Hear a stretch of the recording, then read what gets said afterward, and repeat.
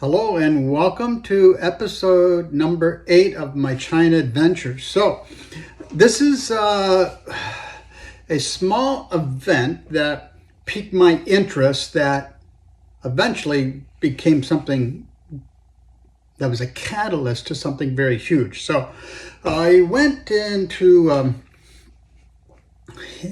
one factory from our friend Mr. Tao.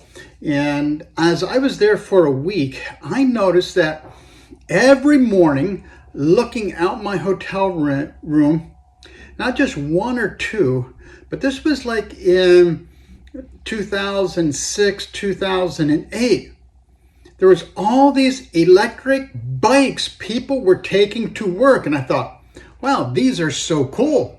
So I thought, rather than me needing to have the company come to the hotel and take me to the office or the factory to get training every day, I would love to do the 3 or 4 miles just to get an electric bike. So I went and talked to the owner of the company. He goes, yeah, you can buy an electric bike. And I said, I'll buy it, and then I'll just put it in the container, and I'll have the electric bike because these are so cool and so fun. So we went to an e-bike store, and I bought one, and I'd ride it back and forth. It was quite interesting and fun, and I put it in the container with the machinery that I was buying. Well, that really got my attention. The next time I bought a few more, and while I was doing a trip one time, I told the translator, who was the young fella that I mentioned in the previous thing that was part of the underground church, I told him, I said, I'd really like to maybe import some electric bicycles. He said, okay. I said, well, I don't know. So he got me a phone number, and I dialed this phone number, and I said hello, and here was somebody that spoke pretty clear English. And I got to talk. She said, how do you get my phone number? I said, I don't know. I just asked someone for it. She said, I don't give this phone number out. And it turned out to be who is now my dear friend, Maggie Zhang.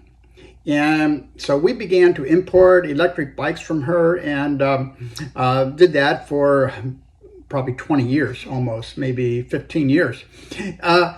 Interesting story with her is she had a little girl, Yushin, and shy little girl. And one time Maggie takes me out to eat, and we're eating, and here the little girl's with her, just a cute little girl. And Maggie says, I think that maybe sometime, maybe in 4 or 5 years, I would like to send my daughter to the U.S. to study and to live with you. I go, yeah, sure, yeah, no problem, whatever.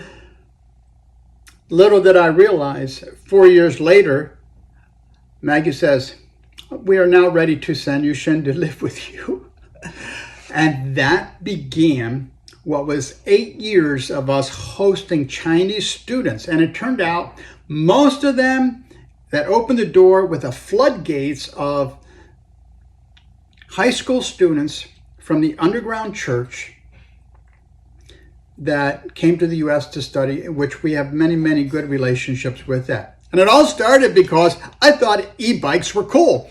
And so not only did that turn into a business with me, but it developed lifelong friendships with people and just opened up a whole sphere that I never thought about.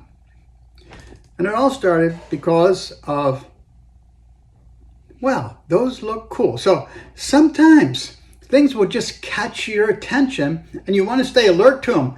Like I think of the story of Moses. He looked, well, that bush is burning. Well, boy, it's not consumed. I think I'll take a closer look. And sometimes we just need to take a closer look at things because you never know what might turn into your next burning bush. And just like that burning bush led Moses on a whole new adventure, something that you just stop to notice and to study might lead you on a whole new adventure also. So pay attention. Pay attention to things today that are going to happen in your life. Take care and hit subscribe if you want to see more of this. And if you want to be notified, hit the bell, and when a new one gets posted, you'll be notified as well. And go ahead, if you think this would be a blessing, share this with some friends. If you think they would like to know some short little recollections from my adventures in China. Take care. God bless.